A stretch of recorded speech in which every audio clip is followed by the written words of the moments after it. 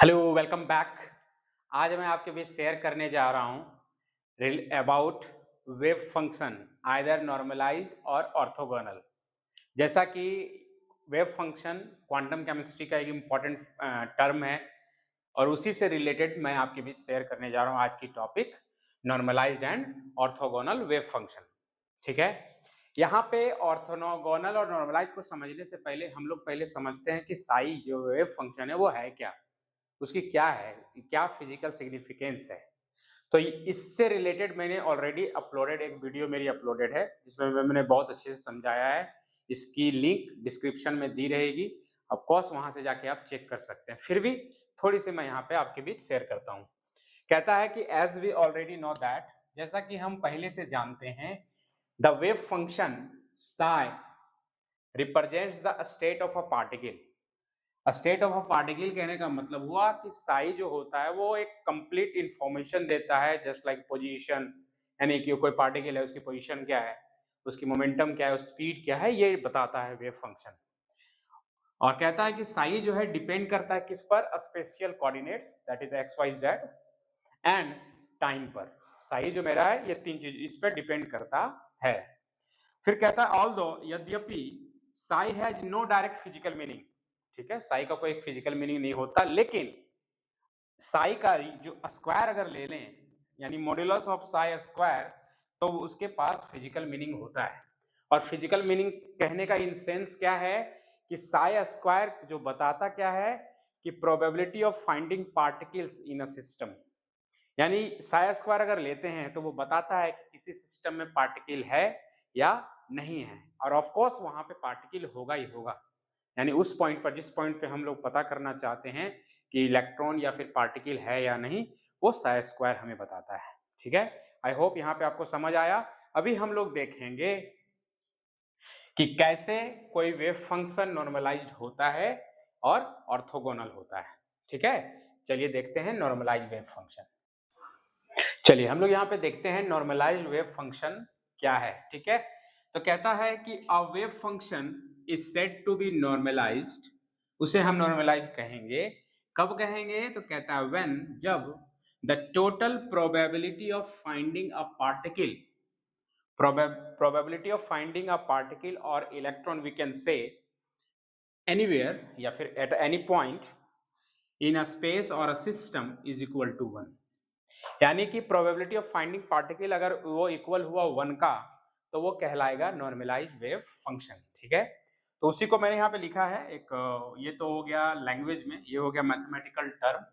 तो यहाँ पे है psi square D tau equal to 1, lower limit upper limit. Lower upper इसलिए क्योंकि स्पेस का कोई तो लिमिट होता नहीं है, या फिर आप कहेंगे तो कोई सिस्टम का एक अपना एक लिमिट होता है, वहां पे दिया रहेगा। मान लेते हैं एक सिस्टम है, ठीक है, माइनस इंफिनिटी टू इंफिनिटी, उसकी वॉल्यूम है d tau, volume element x y z, है ना। तो वो हो गया डी टी, हो डी टाउ हो गया यहाँ पे वॉल्यूम एलिमेंट, और इसका जो इंटीग्रेशन करेंगे वो 1 आना चाहिए। और जब 1 आएगा तो कहेंगे कि ये वेव फंक्शन नॉर्मलाइज्ड है। ठीक है, तो यहाँ पे लिखा हुआ वेयर साई स्क्वायर क्या है, प्रोबेबिलिटी डेंसिटी, डी टाउ क्या है, वॉल्यूम एलिमेंट जो एक्स वाई जेड हो सकता है। ठीक है, तो ये हुई एक सिंपल लैंग्वेज में कि नॉर्मलाइज वेव फंक्शन किसे कहते हैं, जिसको मैथमेटिकल रिप्रेजेंटेशन भी हो गया। अब हम लोग देखते हैं कि अगर नॉर्मलाइज वेव फंक्शन, कोई वेव फंक्शन अगर नॉर्मलाइज नहीं है तो क्या होगा। ठीक है, तो सिंपल चीज याद रखेंगे कि अगर कोई वेव फंक्शन, मान लीजिए साई है, कोई वेव साई एक कोई वेव फंक्शन है और ये कह दिया कि ये नॉर्मल अननॉर्मलाइज्ड है। क्या है? अननॉर्मलाइज्ड। तो इसको नॉर्मलाइज कैसे करेंगे? तो नॉर्मलाइज करने के लिए हम लोगों को क्या करना होगा, इसमें एक कांस्टेंट मल्टीप्लाई करेंगे जिसको कहते हैं नॉर्मलाइज्ड कांस्टेंट। ठीक है, फिर से बोल रहे हैं, ध्यान रखेंगे कि अगर कोई वेव फंक्शन नॉर्मलाइज नहीं है तो क्या करेंगे हम लोग, उसमें नॉर्मलाइज कांस्टेंट को मल्टीप्लाई करना होगा। क्या करने के लिए? नॉर्मलाइज्ड बनाने के लिए। क्या बनाने के लिए? नॉर्मलाइज्ड बनाने के लिए। जैसे ये अननॉर्मलाइज्ड वेव फंक्शन है, ये अननॉर्मलाइज्ड है, लेकिन ये नॉर्मलाइज्ड हो गया। कैसे हो गया? जब उसमें हम लोग एक अप्लाई किए एक टर्म जिसका नाम है नॉर्मलाइजेशन कांस्टेंट। Normalisation constant. अब बात ये आएगी कि ये नॉर्मलाइजेशन कांस्टेंट जो है ये निकलेगा कैसे, तो सिंपल भाषा में यहीं पे आप समझ लीजिए कि कैसे हम लोग नॉर्मलाइजेशन कांस्टेंट निकालेंगे। जैसा कि हमको पता है कि मैंने यहाँ पे टर्म लिखा हुआ simple minus infinity plus infinity से infinity minus psi square D tau, ठीक है, ये हो गया 1, सिंपल है। 1 वैल्यू आएगी तभी तो नॉर्मलाइज होगा। तो अगर नॉर्मलाइज नहीं है तो n निकालना है, तो n कैसे निकलेगा, तो n यहीं से निकलेगा। कैसे निकलेगा वो समझिए। जैसे हमारा ये हो गया माइनस इन्फिनिटी, ये हो गया प्लस इन्फिनिटी, कोई भी यहाँ पे कोई भी आपका लोअर लिमिट अपर लिमिट हो सकता है डिपेंडिंग ऑन द सिस्टम, ये ध्यान जरूर रखेंगे। अब दो ये साई लेंगे हम यहाँ पे, तो 2 है n साई, साई अननॉर्मलाइज्ड, साई फिर से n साई अननॉर्मलाइज्ड हो गया, अब बराबर 1 यहाँ पे डी टाउ, ठीक है। अब इसी को n तो कॉमन हो गया, तो ये हो गया n square minus infinity plus infinity, अब साई को क्या है आप स्क्वायर बना दीजिए, ये हो गया डी टाउ बराबर 1, और n बराबर हो जाएगा 1 upon under root integration of psi square D tau, ठीक है। तो ये टर्म हम लोग अपनाएंगे और नॉर्मलाइजेशन कांस्टेंट निकालेंगे। जो नॉर्मलाइजेशन कांस्टेंट आएगा वो यहाँ डालेंगे तो वो फंक्शन क्या हो जाएगा, नॉर्मलाइज्ड होगा, ठीक है। आपको यहाँ पे समझ आया होगा। अगर नहीं भी समझ आया होगा तो अभी हम लोग इसका एग्जाम्पल की मदद से आपको समझाते हैं, ठीक है। चलिए देखते हैं। बोर्ड जब भी मिटाने लगे तो रोक दिया कर। यहाँ पे अभी आपको मैं समझाने जा रहा हूँ एग्जाम्पल की मदद से कि कोई वेव फंक्शन नॉर्मलाइज्ड है या नहीं, ठीक है। तो मैंने यहाँ पे एक एग्जाम्पल लिया हुआ है, यानी फिर हम लोग कुछ तो वेव फंक्शन तो लेना ही होगा।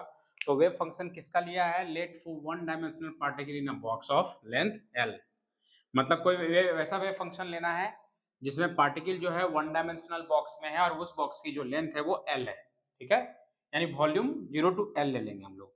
तो वी हैव साई एक्स बराबर a sine n pi x by l। Psi अगर नॉर्मलाइज नहीं है तो हम लोग क्या करते हैं, नॉर्मलाइजेशन कांस्टेंट को मल्टीप्लाई करते हैं, वही हमने किया है। और ये जो वेव फंक्शन है किसका है, वन डायमेंशनल पार्टिकल का है जिसका बॉक्स का लेंथ कितना होता है, l होता है, उसके लिए ये वेव फंक्शन है, ठीक है। अब नॉर्मलाइजेशन कंडीशन तो हमको पता ही है कि वेव फंक्शन का जब हम साई स्क्वायर लेते हैं प्रोबेबिलिटी जो है उसकी 1 आनी चाहिए, ठीक है। तो हमारा तो वेव फंक्शन ये है, तो जब हम इसको साई जो है 2 बार है तो 2 बार जब लेंगे तो a का स्क्वायर हो जाएगा, और ये जो साइन है वो साइन का स्क्वायर हो जाएगा, ठीक। ये तो मैथमेटिकल सिंपल है, आप समझ रहे होंगे। a square sine square n pi x by l बराबर 1, ठीक, 0 to l। अब इसी को फिर मैंने एक बार और लिखा है क्योंकि a जो है हमारा नॉर्मलाइजेशन कांस्टेंट है, हमको इसी को पता करना है ना। तो a को बाहर किए, उसके बाद ये ऐसे लिखे बराबर हो गया 1, फिर a स्क्वायर बराबर ये आ गया, ठीक है। अब हम क्या करेंगे, इक्वेशन नंबर 2 मान लिया और इस चीज को प्रूफ करेंगे अभी, और इस चीज को देखेंगे कि इसको वैल्यू को सॉल्व करने पर क्या वैल्यू निकल कर आती है बाहर। जब ये पता चल जाएगा तो आपको ये पता चल जाएगा, a को जब हम यहाँ पुट कर देंगे और उस हिसाब से फिर इसको कहेंगे कि ये नॉर्मलाइज्ड है, ठीक है। चलिए देखते हैं a कैसे सॉल्व होता है। अब हमको क्या है कि नॉर्मलाइजेशन कांस्टेंट a पता करना है, तो इसको पता करने के लिए पहले इस इंटीग्रल फॉर्म को सॉल्व करना पड़ेगा। तो हम इसको सॉल्व करते हैं। यहाँ पे कह रहा है कि जो ये इंटीग्रल फॉर्म है इसको सॉल्व करने के लिए अब साइन स्क्वायर का जो टर्म है इसको चेंज करना पड़ता है।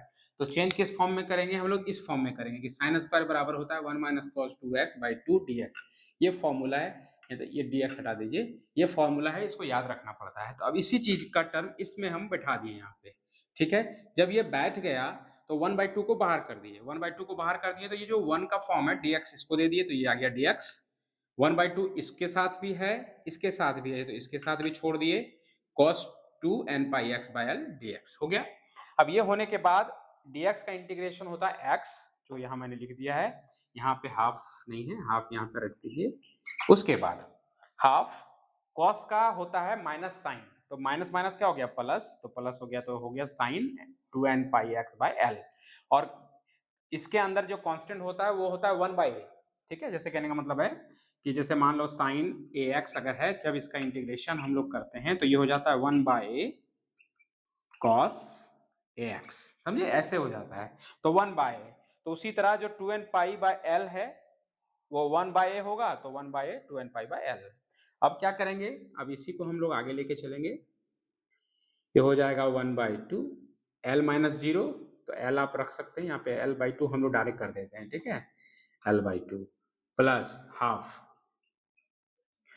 अब क्या है कि half sine n 2n pi x by l, तो l इस पर बैठाइए, तो l इस पर बैठाएंगे तो क्या होगा, ये हो जाएगा sine 2n pi into l divided by l, इसको हो गया l/2n पाई। अब क्या है, माइनस करना पड़ेगा, क्यों, जीरो भी बैठाना है तो जीरो बैठाइए, sine 2n pi 2n pi into zero by L dot l/2n pi, ठीक है। अब होता क्या है, ये एल टर्म कट गया, ये टर्म जीरो हो गया पूरा, तो साइन जीरो का वैल्यू क्या होता है, जीरो, तो जीरो गुने क्या हो गया, जीरो। यहाँ पे भी साइन 2n पाई, यानी ये साइन पाई का सिस्टम है, और साइन जो है पाई के सिस्टम में पाई की वैल्यू की जो रेंज होती है उसमें भी वैल्यू जीरो हो जाती है, यानी कि ये पूरा का पूरा जो ये टर्म है हमारा, ये पूरा का पूरा टर्म क्या हो जाएगा, जीरो के बराबर हो जाएगा। कितने बराबर हो जाएगा, जीरो के। तो जब जीरो के बराबर होगा तब क्या होगा वो समझिए, ठीक है, आपको यहाँ पे समझ आया। चलिए अब इसको हम जीरो करते हैं, ठीक है, उसको जीरो कर दिए, तो जब जीरो करने के बाद हमारे पास क्या वैल्यू निकल कर आ रहा है, देखिए यहाँ पे हमारे पास जो था sine square 2n pi x by L dx, जिसकी वैल्यू क्या निकल कर आई, l/2 निकल कर आई। क्या निकल कर आई, l/2। अब इस चीज को पुट करेंगे यहाँ पे इक्वेशन 2 में, putting the value of 0l sine square n pi x by l dx इन इक्वेशन 2 वी गेट, तो हमको क्या मिलेगा, तो मिलेगा हमको a स्क्वायर बराबर 1/l/2 और a स्क्वायर बराबर क्या मिलेगा, 2/l।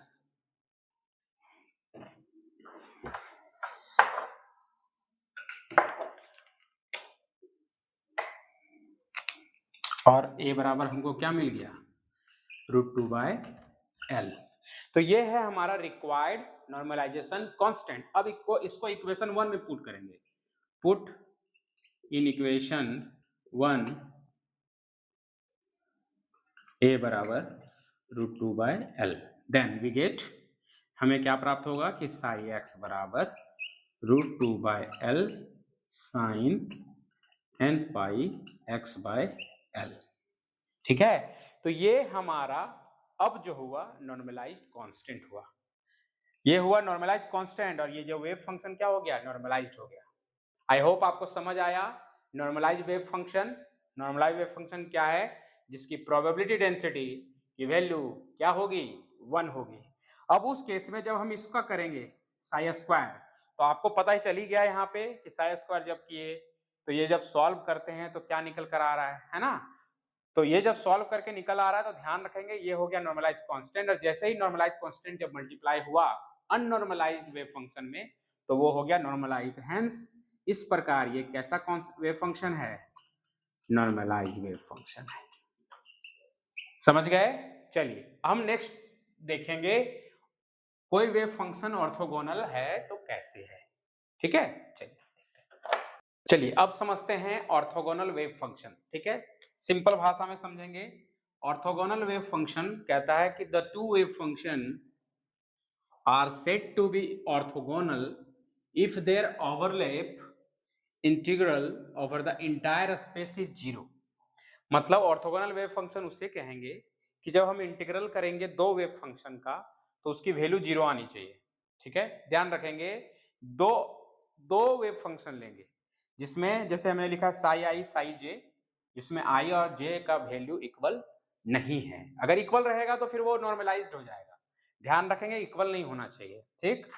यहाँ पे याद नोट करने की ये चीज है कि ऑर्थोगोनलिटी मतलब जो ऑर्थोगोनल दो वेव फंक्शन ऑर्थोगोनल है तभी ऑर्थोगोनल होगा जिसका मतलब है कि दोनों का दोनों वेव फंक्शन कैसे हैं, इंडिपेंडेंट हैं, यानी अलग अलग हैं, डिस्टिंक्ट हैं क्वांटम स्टेट में, ठीक है। जब अलग अलग होंगे तब उस केस में जो है दो वेव फंक्शन ऑर्थोगोनल कहलाएगा, ठीक, इसको सिंपल सा आपको एक एग्जांपल मैं देता हूं, उससे आप फिर इंटीग्रेशन करना चाहेंगे तो आप खुद से कर सकते हैं, बट हम एग्जांपल से आपको समझा देते हैं। ठीक है, चलिए एग्जांपल देखिए।